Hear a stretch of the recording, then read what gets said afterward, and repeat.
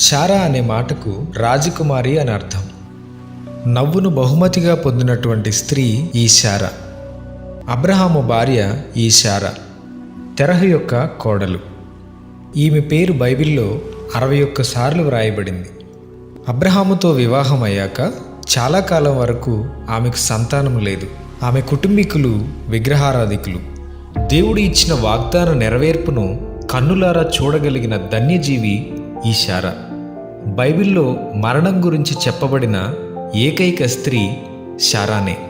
శారా జీవితం ద్వారా దేవుని మాటకు, ఆయన వాగ్దానానికి విధేయతను చూపి దేవుని కార్యాలు మనం కూడా పొందుకుందాం.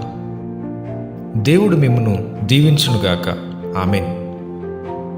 Watch full video link in description. Please visit our YouTube channel for more content. Please do subscribe, like and share.